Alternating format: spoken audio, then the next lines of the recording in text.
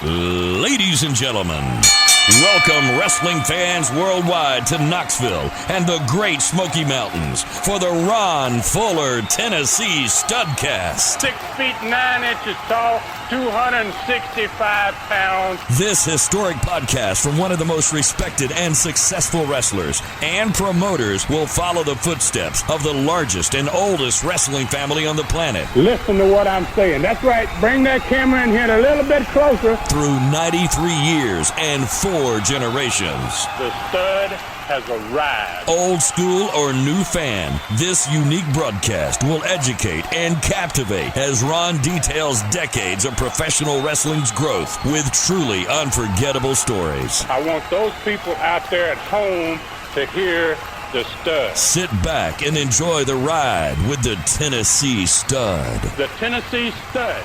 You will learn that name. You will remember it. And now, the stud is here. It's David Summers, and it's another Studcast with the Tennessee Stud, Ron Fuller. It's the story of wrestling in America as told by the stud whose family started the profession 100 years ago. Let's get back into the ring. Let's step back into time. Wall-to-wall, treetop tall with the Tennessee Stud, Ron Fuller. Hey, Ron, how's life in the Great Smoky Mountains of Tennessee? Oh, man, it's wonderful. Got a few storms yesterday. End of the day kind of reminded me of being in Florida, down there in the Panhandle, man. But still beautiful today, back beautiful again. And now lots of crowd here. People are showing up, my man. It's that time of year, I guess. You know, the Smoky Mountains, the most visited national park probably in the world, certainly in the U.S., and so one of the most popular places ever. You picked a great spot, though. Absolutely beautiful. Yeah, it's really pretty, man. It's been really nice being here, man. Enjoying it. Good deal. All right, so, Ron, listen, these last Studcasts have been absolutely amazing. This one has a very short title that I have a feeling may be a much longer story today. Is that going to be the case? Well, during the month of May alone, man, in 1979, in the Southeastern Gulf Coast Territory, the Hulk, he had proven his drawing power in a very short period of time. He wrestled Andre the Giant on Friday, May the 4th, for the first time in his young career. And exactly 3 weeks later, on Friday, May the 25th, 1979, which we're going to be talking about this match in this Studcast, he's going to get into the ring with the NWA World Champion in one of the 2 huge Harley race matches that was actually, and this one was actually totally unscheduled. Wow. All right. So I'm sure no one else in wrestling history, and correct me if I'm wrong, ever accomplished that feat. Wrestling both Andre the Giant and the NWA World Champion in their first couple of months in the ring.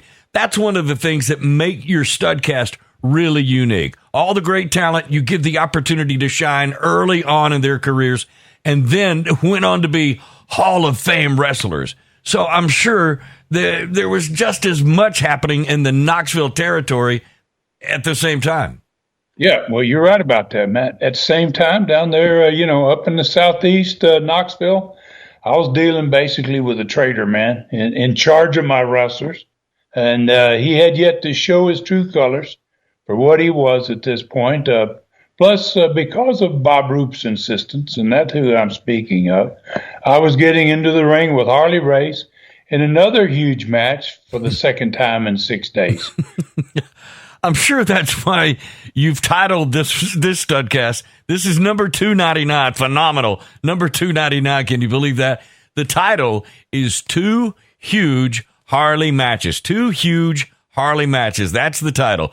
Those 2 matches you mentioned in the title, Ron, happened back to back 2 nights in a row.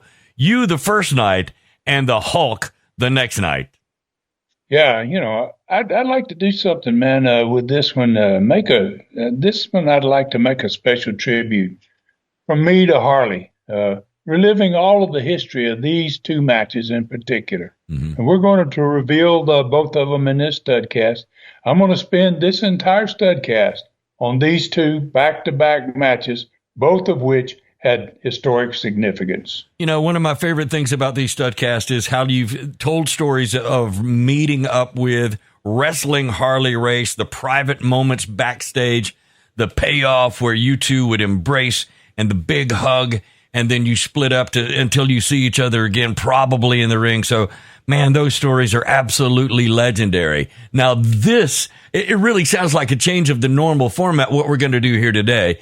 You've never done this before. You are only one episode away from number 300, the 300th Studcast, each one an hour or more long.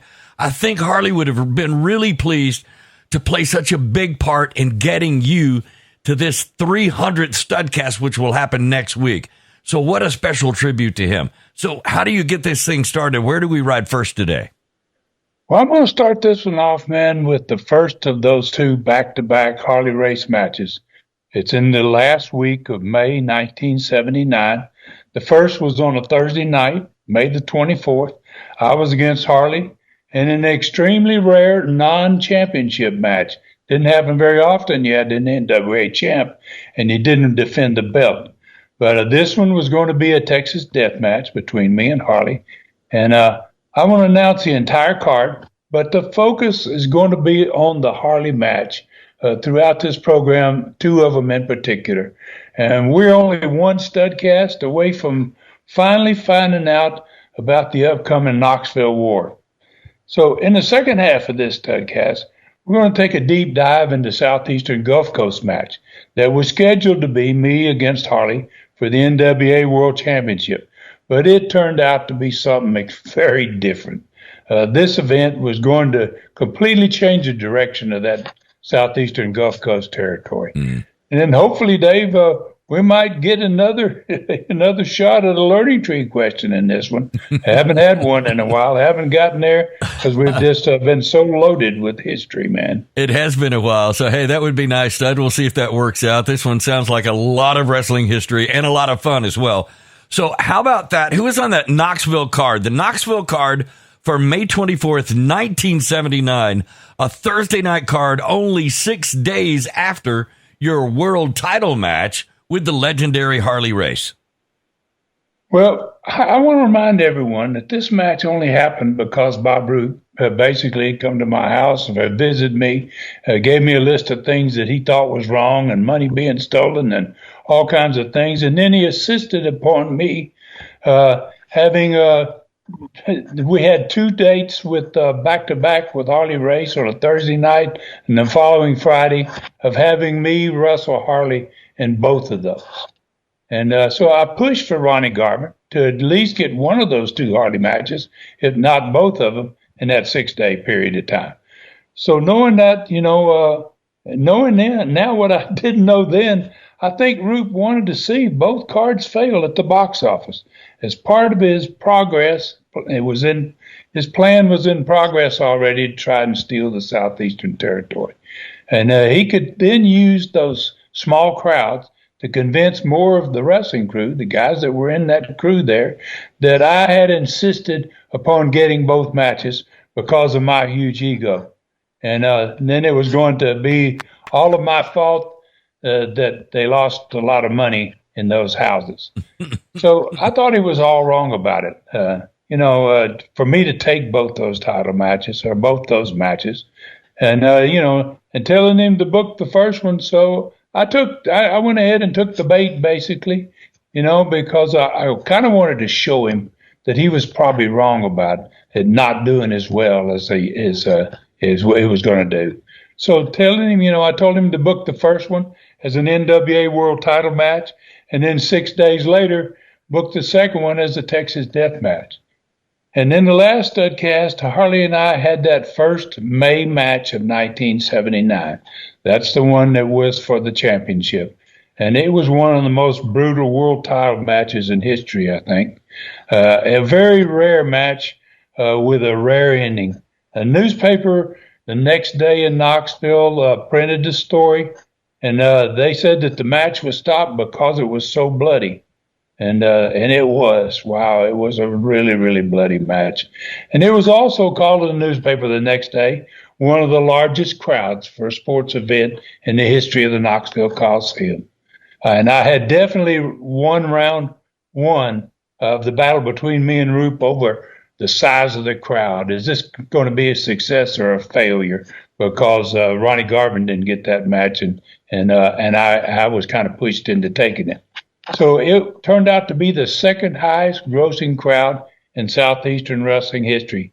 And he and his 4 future partners had to be extremely disappointed about that. So the following here, we'll get to the card, is for the second match between Harley and I in 6 days. And that was on a very unusual Thursday night. Bad enough to come back maybe a week later, but when you come back just 6 days later and you're not on a weekend, and you're on a Thursday night, I didn't even expect it to draw very well myself. I thought, wow, this is going to be really tough. So the opening match on this card was a tag match. It was Dr. D, David Schultz, who had just finished in the Gulf Coast Territory down in the south there. And he had been there for 14 months. He was one of the guys in the original crew that went there. He lasted the longest before he actually left to go to another territory. And we just sent him up to Knoxville. So he's teamed up with another guy that was down there in the Gulf Coast when we started that territory in March of 1978, Eddie Mansfield. So it was Eddie Mansfield and Dr. D, David Schultz, against Ken Lucas and Terry Gibbs. And there was a return match for the Friday before for the United States Junior Heavyweight Championship belt. Kevin Sullivan had beaten Mike Graham for it on the Friday night before, which was the world title match between me and Harley. And, Mike Graham came out of the Florida territory. And so they were wrestling again, a return match for the belt. Then there was a Southeastern Tag Championship match. Crusher Blackwell and Dick Slater were taking on the champions, Bob Roop and Bob Orton Jr. Then the next match was for the Southeastern Championship. A new champion, Russian, that had just come the week before, named Alexis Smirnoff, who was going to be managed in this event by Great Malenko, was defending against the guy that he had won the title from 6 days earlier, Ronnie Garvin. And then there was a world title match on this card. The Fabulous Moolah defending her belt against Winona Littleheart. And the main event was me versus the NWA World Champion, Harley Race, in a Texas death match. All right, so that's a pretty good card, despite what maybe you say those 4 were hoping for. That's a really good card. 6 matches, 4 championship matches, 1 a world title match, and you versus Harley in a Texas death match. But there was a huge difference between an event on a Thursday night compared to a weekend night, like a Friday. Was this not a raised prices night like the Friday night before? Well, that's a good question, Dave. No, it wasn't, actually. Simply because Harley was not defending his world title. Couldn't hardly raise the prices if it wasn't going to be a championship match. And it was less than a week between the 2 events. Two times with the champion back-to-back in 6 days. It was a very difficult situation for a wrestling company to make a success out of that type of an arrangement. So since it's a very different type of Studcast, this one, how do you want to go from here? How do we proceed? Well, we're not going to talk about the TV shows in this Studcast because I really want to focus on these 2 Harley matches in both these territories. So let's give the result of the matches on this card we just announced and finish maybe with the description of the Texas death match. We'll go into detail about that last match, the one with Harley. So David Schultz and Eddie Mansfield, they beat Terry Gibbs and Ken Lucas in the opening tag match. Mike Graham regained his United States Junior Heavyweight Championship belt. He won over Kevin Sullivan. Crusher Blackwell and Dick Slater outright won the Southeastern Tag Championship belts from Bob Roop and Bob Orton Jr., who had been champions for months. Ronnie Garvin won the Southeastern title match by disqualification over Russian Alexei Smirnoff. Well, when Malenko, obviously, he couldn't keep himself out of the ring. He entered the ring, and he got Smirnoff disqualified. But Smirnoff kept the belt. So Garvin didn't leave with the belt. The Fabulous Moolah won her world title match over Winona Lillard. Wow, what matches that Moolah had. She was so mean. I would have hated to wrestle her. I watched her matches and I go, wow, my God, she just pulverized those poor ladies. And she trained almost all those women that became wrestlers for her. And as we alluded to earlier, eventually became a Hall of Famer. All right, so that really sounds like a big night so far, Stud, with 2 titles changing hands. But what happened in the Texas death match between you and the legendary Harley Race? Well, let's start a little differently into this, just so everybody remembers what happened in the world title match 6 days earlier between Harley and I. Let's start with that. Obviously, it was stopped because it was so bloody, and this one was going to be similar in that regard. So when you had these cuts, for less than a week earlier. And you don't heal up that well. You don't get well. Those cuts don't heal well. And then you're going to be in a Texas death match 6 days later. You're going to start bleeding again. And both of us did during the course of this match. We were already bloody because we were so bloody 6 days earlier. So I went to the back of the Coliseum, about 3 matches, and I pulled a giant black curtain back just to see what the crowd looked like. Because I was really concerned about this Thursday night thing, not being a world championship. I was astounded, man. It looked as big as the huge crowd 6 nights earlier. I had a feeling that Harley, who was in a separate dressing room, he probably did the same thing, especially when we never got the chance to even talk about what we're going to do in this match. So it was kind of a strange deal, but I'm sure he went and looked too, and I'm sure he was extremely surprised to see that kind of crowd out there. So when we entered the ring, man, the crowd was electric. It was like we had just picked up where we left off the previous Friday. Crowd started off just as loud as they had finished 6 days earlier. We went about 45 minutes, I think, probably somewhere in that area. We maybe had as many as 20 pinfalls in this Texas death match. And in Texas death rules, after the pin, there was a 30-second rest period, and then you had a 10 count to get to your feet. So the fans, man, had to be about as exhausted as we were, because they never sat down for the last 15 minutes of the match. They were just standing up. Nobody was sitting down. So about 40 minutes in, we were covered with blood again, and when he got another pin on me, and then during the rest period, I asked the referee to find out from Harley how we were going to do this, how we were going to finish this match. We hadn't even talked about it, and the referee came back. He had a 7-word answer, saying basically real quick. He says, Harley says, "You'll know when you see it." Oh. So when it came time for us to go on and finish the match, he hit me with a suplex and he gave me a really big suplex right in the middle of the ring. Then he went up on the top rope and he came off, man, with one of those patented diving headbutts. Put both of standing on the top rope, he put both of his hands down to his side. Yeah. And here he came, diving head first, man. And his head crashed right into the side of my head. And he covered me. Obviously, he got the 3 count. And then he backed away. There was a 30-second rest period to see if I was going to be able to get up. And I laid there, man, flat on my back, assuming that this was the finish of the match. Oh. That he's just going to stand out there and I'm not going to be able to get up. Yeah. But instead, he went outside the ring. He went to the announcer's table where Phil Rainey, who was the TV commentator and the TV announcer, he was also the announcer at the Coliseum. Phil Rainey, when he saw him coming toward the table, he took off running. Phil was scared of everybody, and he just took off running from Harley. And Harley got to the table, and he just took one hand, and there was a bell that sat on the table there. That bell weighed probably 40 pounds. Harley took one hand, he just swiped that off the table and went across the concrete floor into the front row ringside. And then he came back in the ring.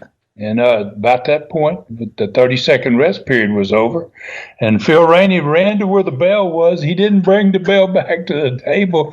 He just rang the bell for the end of the 30-second rest period out there by the ringsiders.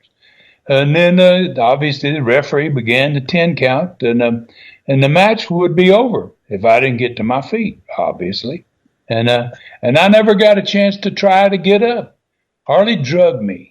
I was still laying on my back. He drugged me over to where the table was, and he pulled me out, and he stood on the table, and he picked me up, and he body slammed me on the table.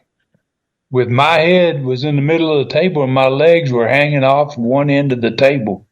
And wow, then he stood there for a second. Paul was standing over top of me, and then suddenly the crowd realized about the same time I did where he was going. And you could hear the horror build in the audience, man, because he slowly started climbing the ropes in that corner of the ring. And he went directly up on the top rope, right above me. And there he went. He stood up straight again. He put his arms to his side, and he dived head first, man, straight for my head. And I'm laying on that table. Wow. So I knew if he hit me like that, we're both going to get hurt, man. So, and he didn't say anything about getting off the table, but I did. I rolled off the table, and he went head first through that table. It exploded. The table exploded in the middle, broke in half, and all I could see was Harley Race's body. Of his body was his legs sticking straight up in the air, man. It was maybe the loudest pop I had ever heard in my career. Wow. Fans had never seen, and no one had ever seen anything like that. I had never seen anything like that either. So I rolled back in the ring, and I drug myself up using the ropes to help me get back onto my feet. The ref counted him out outside the ring, and then they started a 30-second rest period. And the only things moving inside that table, the only parts of his body you could see was his legs sticking out the top of the table. He couldn't get out of the table. He was pinned in it. And the rest period ended. The referee counted to 10. He raised my hand, and wow, the roof came off the building, man. Wow. So now you know. Now we all know what he meant by "you'll know it when you see it." So that that is not the first time I've heard you describe that, but I never get tired of hearing it. It's so much fun to hear about these legendary events. You could honestly say you had beaten Harley Race, and not many men could say that, Ron. Well, that's probably true, man. But I think, honestly, to be honest with you, Dave, it wasn't really me that beat him. It was the table, man, and that head first dive through it, man. That's what really beat Harley. Wow. What a great night of wrestling. What about the attendance that night? Thursday night in May of 79, you had doubts about a Thursday night, and you looked behind the curtain to check it out. So what did you see? Well, man, it was a remarkable 5,000 plus, man. Again, it was 5,400 on the match, the World Championship match with raised prices the week before. But it came back with 5,000 people to see this Texas death match, plus the rest of the card, which was a darn good card. And the bad part about it, Dave, this was going to be the last 5,000 plus crowd to see a wrestling match in that Coliseum or any other venue in Knoxville for almost 6 years. Wow. Are you kidding? I mean, after you had made such legendary strides in so many years literally building that market, wrestling in the Southeastern Knoxville territory was going to drop off in attendance that bad. That is so hard to believe. Because of the Knoxville War? Yeah, yes. Wow. Yes, I mean, devastation is going to come to one of the best little territory maybe ever in the history of wrestling. It's going to over the next months die, basically begin to die, and it's not going to come back. So yeah, that's right. Basically, the Knoxville War is going to put an end to it. 5 months later, I'm going to sell the territory. The first buyers of the territory from me is going to be the Georgia promoters, who was Jim Barnett and Fred Ward out of Columbus, Georgia. And then they're not going to have any success there. They're going to sell the business to Ric Flair and Blackjack Mulligan. They're going to have their own company, and they're going to fail there. So the Coliseum's not going to see another sellout for wrestling until 6 years later in 1985, when I come back again with Continental Championship Wrestling. Wow. All right, this has already been an amazing Studcast, and after the break, we have another of those tremendous Harley race matches.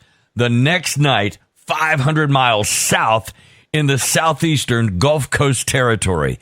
That is coming up when this Studcast continues. Okay, Studcast fans, Ron is at it again. He's making another appearance this weekend, Friday, May 19th, 2023, in Harriman, Tennessee, as part of a spectacular wrestling event called Harriman Heat at the Harriman High School. He's going to be doing TV commentary with his old friend Dr. Tom Pritchard. The event features some of the great new stars in the sport. The doors open at 5:30, and he'll be there when the doors open for a meet and greet with fans from the Knoxville area. Hey, it's going to be a lot of fun. All kinds of souvenirs, 8x10 photos, your cell phone photos with the stud, his new t-shirts, Southeastern t-shirts, and his novel Brutus autographed for a special sale price.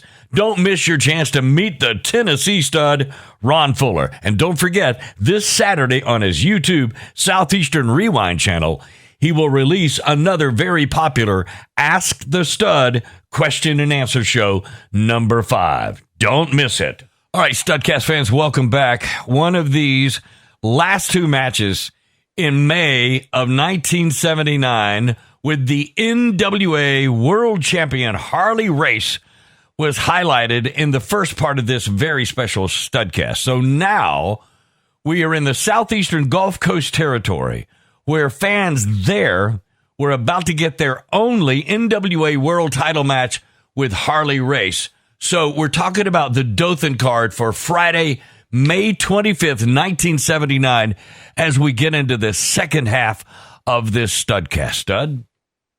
Well, before I get to that card, Dave, I want to kind of set the stage a little bit for what's to come in this second historic match with Harley Race. And I have been talking about the three phases that Louis Tillett, who was my Gulf Coast booker down there, and I had in mind how we wanted to build the Hulk and make a superstar out of it. So we've already passed phase one, and I've talked about it before. Phase one was getting him over as a heel. In spite of his having practically no matches prior to his arrival into this Gulf Coast territory, he had probably had maybe 10 matches at if that. So we decided, Louis and I, that his finish hold should be a bear hug because he had this huge body, man, and he was obviously extremely powerful. So then in phase one, we accentuated the devastation of that hold. And we did that by having several of his opponents bleed from the mouth when he put them in the bear hug. And so in the phase two of our plan, to turn Hulk was to turn him babyface. But we had to wait till we got the right heel for him to work with, because it wouldn't make sense to him to be a babyface, but he don't have any rivals that even look similar to him. So, wow, at this point along came that 6'6", 330-pound, horribly scary Ox Baker, man. And wow, that accomplished that feat. There's his opponent, man. And it's going to be another guy that's going to be here at the same time. That's the same thing. So now it was the time for phase three. And that was the actual turn from babyface from heel to babyface. And it was so extremely critical when you switch to baby face or to heel or a heel to baby face, wow, it had to work. If it didn't, you may ruin the guy. He may never get over. Mm-hmm. If it doesn't work, then he'll never be a good an asset to your company as a wrestler again. Yeah. So this one, not only was we going to turn him babyface, but we had something in mind that had a special twist to it that was going to even add more impact to this turn on this night. So on this card, on Friday night, May the 25th, 1979, Dothan, Alabama, was going to involve not only me, but the NWA World Champion Harley Race, and it was going to lead to an all-time record crowd in that market 2 months after this night. It just got over tremendously, man. Well, to me, it's pretty obvious why you've called this Studcast 2 huge Harley matches, because they have historic significance, no doubt. It's leading to something even bigger, though, isn't it, Stud? Yeah, it certainly is, man. You know, I think this second match, this actually could have been one of the greatest nights for wrestling fans in the sport's history. Really, this was an unbelievable night for all those people that crammed the farm center. And, you know, and great bookers, man, they cherish these opportunities like this, man, to blow fans' minds, especially during a world title event. You got a world title event, you got a full building, and you do something that nobody had ever seen. It's like a once-in-a-lifetime chance to have a wrestler do something no fan could have ever expected or dreamed could happen. So we're going to make this an overnight sensation out of a steel green rookie in the sport, man. A guy that just had a big body, but wow, we're going to make a big star out of him. Wow. So remember in the last Studcast, I won the match with the Hulk. We wrestled on a Thursday night in Dothan, a very rare Thursday night preceding this event, and we were wrestling me and against him to see who was going to get the shot at Harley in the Gulf Coast territory on this night in May. And so now let's talk about this historic card. The first match on this card was going to change the territory forever. That doesn't sound possible, but it actually is a fact. We brought in an unknown talent, a heel, who had never been seen in the Gulf Coast territory before. He was, at this point in his life, a young, very young and talented wrestler. He was going to fall in love with the city of Pensacola. He was going to make it his home for many years. And Roy Lee Welch was going to be wrestling for the first time ever seen in Southeast, Austin Idol, on this card, World Championship night. Herb Calvert had to be, you know, he had proven to the Southeastern fans that wrestling was legitimate, man. He beat every one of the guys that had challenged him over the last 3 months in the territory from the crowd. But in this match, he was going to meet the most dangerous opponent in his career. Ox Baker was making his second appearance in Dothan on this card in the second match. And then the Southeastern Championship match, the champion Ron Slinker was defending no disqualification match against a Gladiator who was managed by Billy Spears. Then the Continental, the Southeastern Gulf Coast belt was going to be on the line with a combination of teams that fans never seem to get tired of seeing these two teams wrestle each other. You had the gigantic Samoans, managed by Billy Spears, and they were defending once again against this extremely popular team of Ricky Fields and Terry Lathan. They loved them. Fans in the Gulf Coast loved those two guys. Then the Continental Wrestling Federation champion, Thunderbolt Patterson, was going to be defending against the Hulk, Terry Boulder, managed by Billy Spears. The main event is for the NWA World Championship Harley Race against me. Wow. That's another fantastic card right there, Ryan. That had to be one of the best Southeastern Gulf Coast cards maybe ever. I know we're not going to go like normal with the format, but we'll not hear about the TV card promoting this, but honestly, after hearing this card, I'm ready to dive right into this historic night. So what happened May 25th, 1979? Well, Southeastern fans, man, got their first taste of Austin Idol as a heel.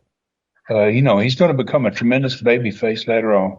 But he came in as a heel, and they're seeing this guy for the first time, and so did a young Hulk. And I bring that up because I'm not sure how many fans know this, but later on in Terry's career, in the Hulk's career, he admitted to stealing some of his wrestling embellishments from Austin Idol, such as, when he used to hold his hand up to his ears, and then to use his other hand to wave the response from the crowd. Yeah.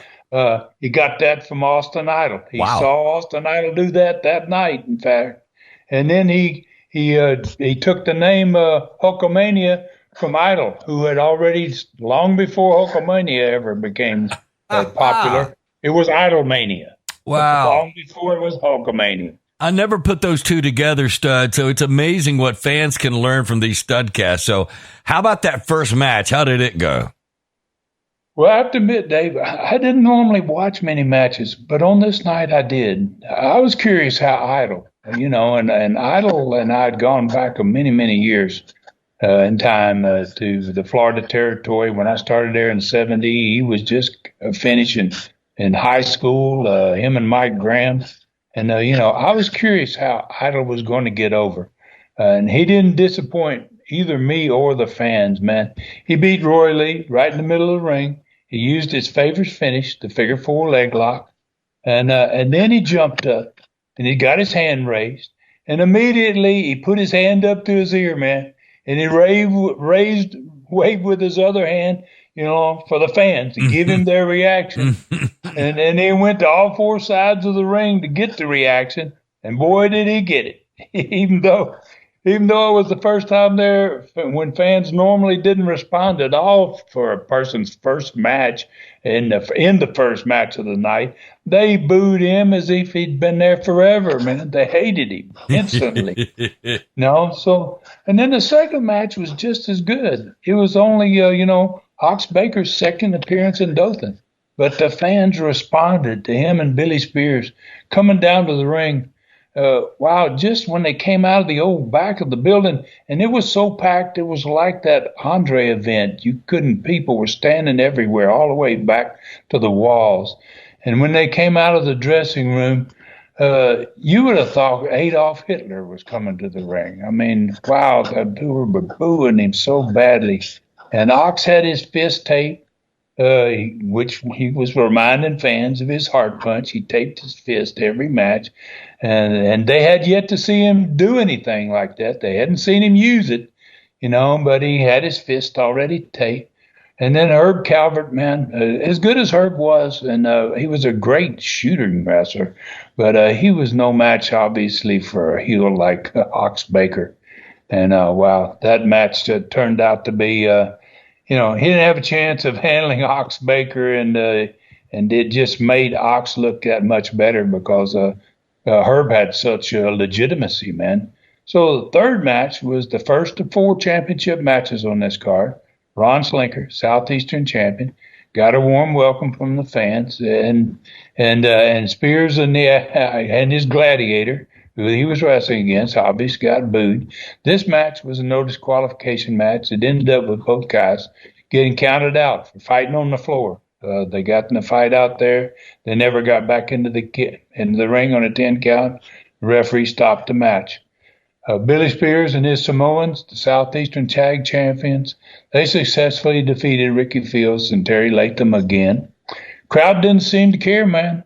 Once the Samoans and Spears got back toward the dressing room and Ricky Fields and Terry Latham got up and hugged each other, this building stood up. It's like, wow, these guys, they can't, the crowd just wouldn't turn on them, man. They loved them. So then the next match, I watched the next match from the beginning of it to the end. It was Thunderbolt Patterson defending his Continental Wrestling Federation belt against the Hulk, managed by Billy Spears.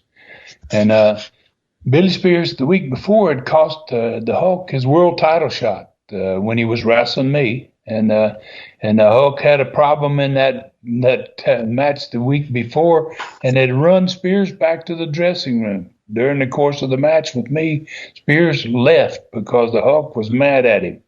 So the referee, was down in that match. Hulk got me in his bear hug, and I was beat. Hulk was going to get the shot at Harley. But then Spears returned to the ring. He came down to the ring again. He forced Hulk to drop me, and he said, "Bring him over here and put him in a full Nelson." And Billy had something on his fist he was going to use to put me out with, which he didn't even need to do. Hulk was going to beat me. He had me in his hold.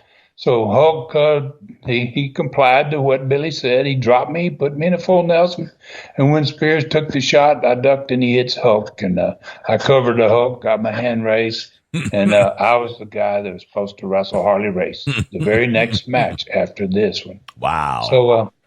So I was now watching this match because Patterson and the Hulk, I watched it really closely. I had spent the last 6 weeks wrestling the Hulk at least 3 times a week in the Southeastern Gulf Coast territory.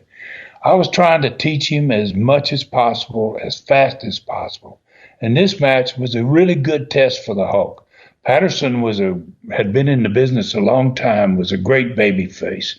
And at the end of this match, it ended similar to my match with the Hulk from the week before. The referee got not just knocked down this time. He got knocked completely out of the ring. And the Hulk put his bear hug on Patterson. And Spears made another mistake, had the Hulk bring him over. He didn't do it. Almost the same type of deal again. And Patterson ended up getting a pin on the Hulk. So wow, it was just like as soon as the match was over, the fans were a little bit siding with Hulk already, because, wow, Billy Spears, you're just messing up. You're not giving him a chance. Mm-hmm. So I was watching the end of it, and I was still watching. After Patterson, and the referee left the ring, the Hulk was furious, man, with Spears this time. And Billy didn't run fast enough this time. The Hulk grabbed him, and he put Billy Spears in his bear hug. And that building exploded. I mean, they were ready for Billy Spears. He had more heat than probably any heel in the territory. So Hulk put him in the bear hug, and everybody in that building was on their feet. So there he was. Hulk had Spears dangling. His arms were dangling there by his body. And the 2 big, huge Samoans started running to the ring, mm-hmm. Saved their manager, right? All right. Hulk saw him coming, and they dropped Billy. And he met them both as they started coming in the ring. And wow, he was kicking butt. And that building was going crazy. And he was getting the job done.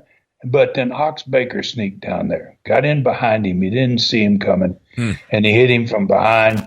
About that time, Billy Spears was getting back up to his feet. And then the 3 of them held the Hulk. And Spears used that object that he was going to hit Patterson with. He hit the Hulk with it. He busted him open. So Hulk began to bleed, man. And I'm standing there watching it, and all of a sudden, man, every eye in the house is on me. Like, what are you going to do, right? So here I went. I went to help the Hulk, man. And he was down. And I fought all 4 of them. And did pretty good, held my own for a little bit, knocked Spears out of the ring. I had both the Samoans on the mat, and then Ox Baker hit me from behind. I went down, and he picked me up, and he wrapped my left arm behind me. He reached around behind me and got my hand with his left hand, and then his chest was right up to my chest. I had one arm trapped behind me. Mm-hmm. The left side of my upper body, man, was wide open to him, man. And he reared back, and he hit me, man, with that big old taped fist right in the heart, man. Wow. And I'd seen it done before, but mm-hmm. It was nothing like feeling it. Wow. So Ox Baker hits you with the heart punch, a move that was partially blamed for the heart attacks of 2 wrestlers that died after matches with him. And his after he did that to them, I mean, what was it like for you? Well, it was like I briefly lost consciousness. I went black in the building, man, and the building went silent. I captured that thought of like the building was standing up, and all of a sudden they went silent. I dropped on face first on my right side. I didn't land on my back. I landed face first on the mat, and the Hulk. By this point, he was back up, and he was bleeding, and he went after all three of them. And the damage was done at this point. I mean, Baker had hit me with with his best deal, man, and I was down, and I'm supposed to be wrestling Harley Race 5 minutes later. Yeah. Right. So they ran from the ring. They just took off. They had done what they needed to do, and so several other baby faces came down to the ring. Latham and Slinker and several of them came down, and the Hulk pushed them all back from the ring, and he pulled me over to the edge of the ring, and he picked me up in his arms, man. I'll never forget this, like I was a baby. And he carried me back to the dressing room through that throng of fans and much of them had rushed the ring when all this went on. It was like, it took 5 minutes, it seemed like, for him to get me back to the dressing room, carrying me like a baby. So the main event for the NWA World title was next, but I wasn't able to go there. I couldn't go wrestle. And so the bell rang for the world title match. Harley came down to the ring with his belt. And obviously, he'd stood back there and watched what had happened. He'd seen what went on, So, and there was nobody in the ring but him. He was there alone. And the announcer asked him if, what did he want to do about this? Harley, you don't have an opponent here. What do you want to do about this? So Harley took the microphone and he announced to the crowd, and I could hear this in the dressing room because in the old farm center you could hear they had great speakers, man. The audio was super in that building. And he took the microphone and announced to the crowd that he'd wrestle anyone that I chose to replace me for the belt. So although Hulk's standing over there, he's still bleeding. I said, take the kid, send the Hulk. And when the Hulk turned the corner coming out of that dressing room, how that building was, you couldn't see him till he got to the edge of the concession area up in that front of the building. And as soon as he came visible to that crowd, the roof came off that building, man. So Harley watched him come all the way down to the ring. The people were going crazy, and Harley got out of the ring and he took his belt back to the dressing room. All right, so I can't believe I was not there that night. So fill us in. What happened next? Well, Harley returned to the ring without his belt, and he got the microphone again, and he refused. He said, I'll wrestle him, but I won't defend my belt against him. So the crowd exploded with boos, So Hulk got the microphone, and I could hear what the Hulk was saying. And he said to Harley, he said something similar to, you don't have to wrestle me for your belt.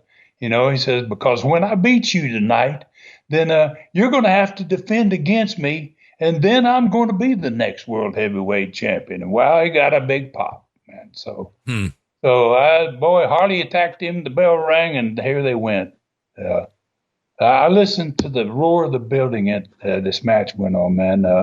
And the Hulk got his first match with the NWA World Champion. That building exploded again and again and again. And then on the end of this, Hulk got Harley in his bear hug.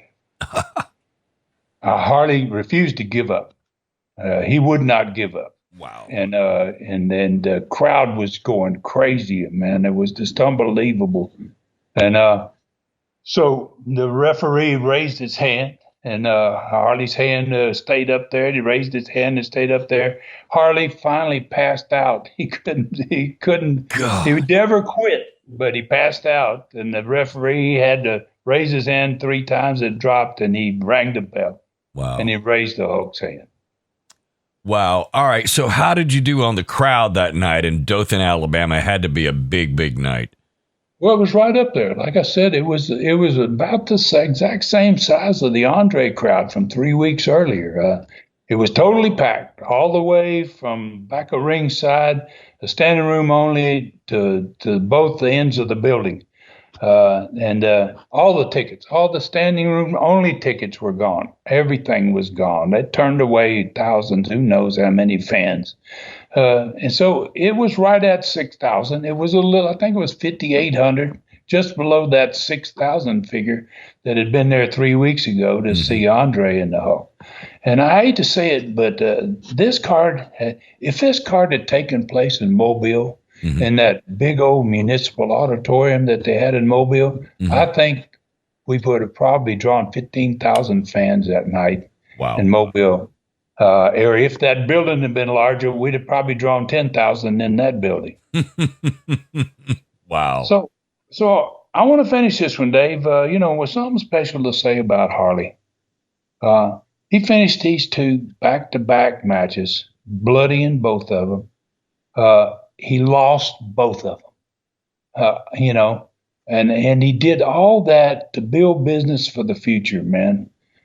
In my opinion, he may well have been the greatest NWA champion of all time. Who could question you on that? That's a wonderful way to end this, Ron. And what a remarkable Studcast this has been. I can't believe it's over. It seems like it only lasted half as long as usual. It truly was two historic Harley race matches. And those are the ones that I tap into those, and I love hearing these stories. Sorry, but we're not going to have time for a learning tree question this week again. But I don't think anybody's going to be disappointed by that after what we just heard. So where are we going to be riding in Studcast number 300? Can you believe that? Next week, Studcast number 300. What are you going to do about that, Stud? Well, man, we're going to move, man, into the first week of June, 1979. Number 300 is going to begin with something that happened in this Studcast. But I wanted to focus on the Harley matches in this one first. And this we didn't talk about basically in the Studcast because I didn't want to take the focus off of Harley. But next week, on this same day that I had wrestled Harley the night before in the Texas Death Match in Knoxville, I had Bob Roop. I called Bob Roop up and I said, "Come to my house."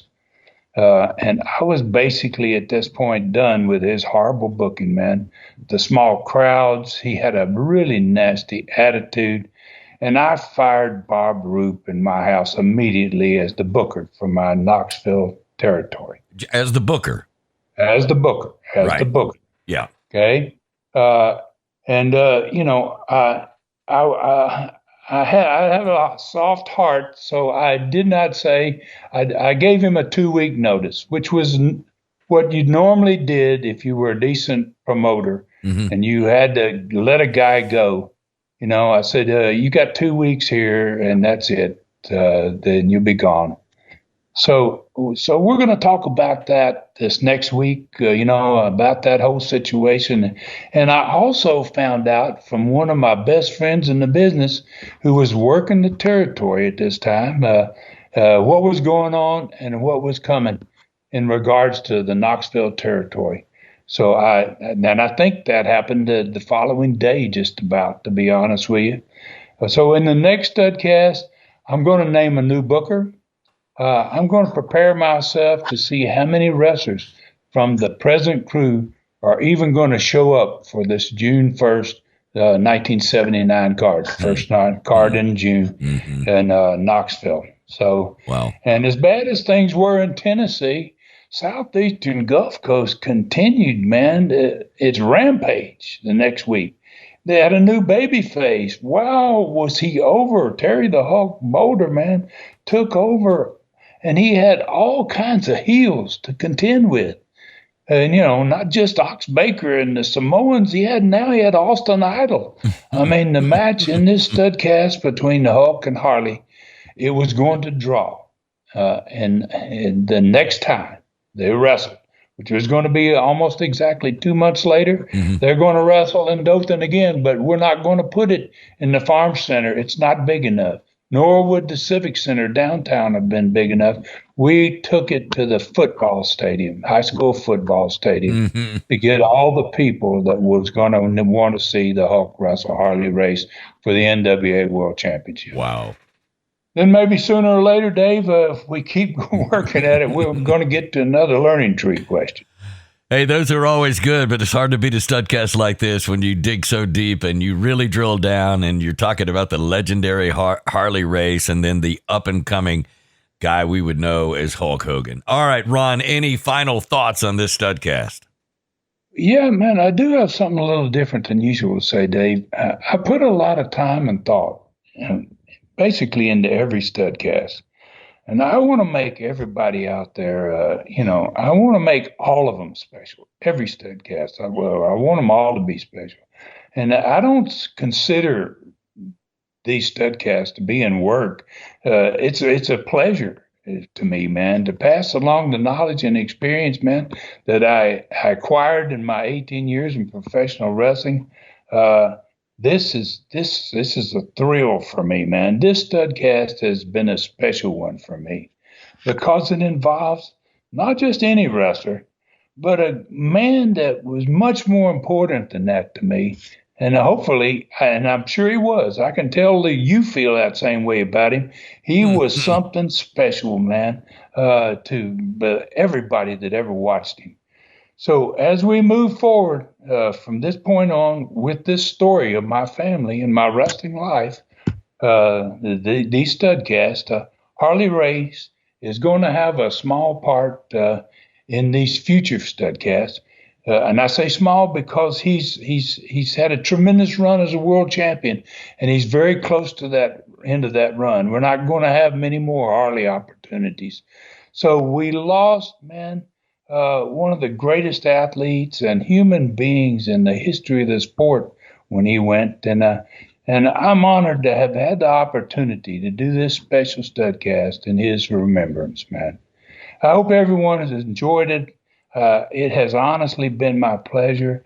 Please take care of yourselves and others, and may God bless us all. For Ron Fuller in the Great Smoky Mountains of Tennessee, I'm David Summers saying thank you for listening. Find me at davidsummersproductions@gmail.com. This Studcast is a David Summers production for Tennessee Stud, LLC. Thanks for joining us today for this historic Studcast. The true story continues next week. So full Nelson your friends and point them in our direction for another ride with the Tennessee Stud. 1, 2, 3. This is David Summers saying so long from the Great Smoky Mountains.